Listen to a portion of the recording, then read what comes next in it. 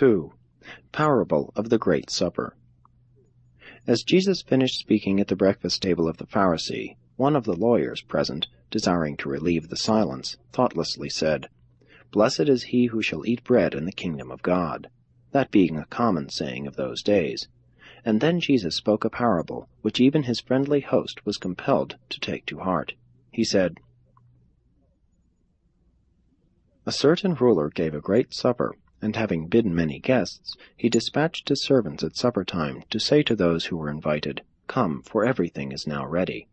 And they all with one accord began to make excuses. The first said, 'I have just bought a farm, and I must needs go to prove it. I pray you have me excused.' Another said, 'I have bought 5 yoke of oxen, and I must go to receive them. I pray you have me excused.' And another said, 'I have just married a wife, and therefore I cannot come.'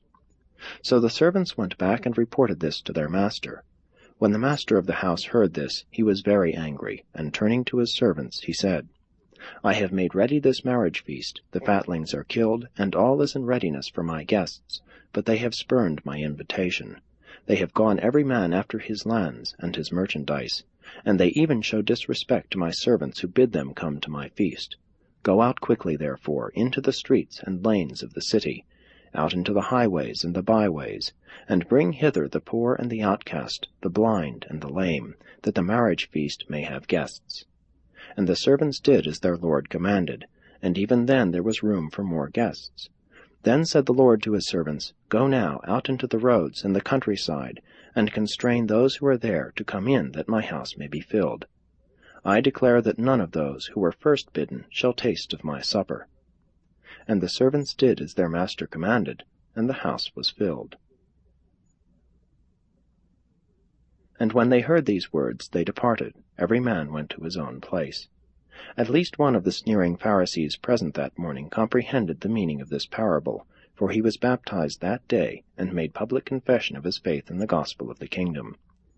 Abner preached on this parable that night at the general council of believers. The next day all of the apostles engaged in the philosophic exercise of endeavoring to interpret the meaning of this parable of the Great Supper.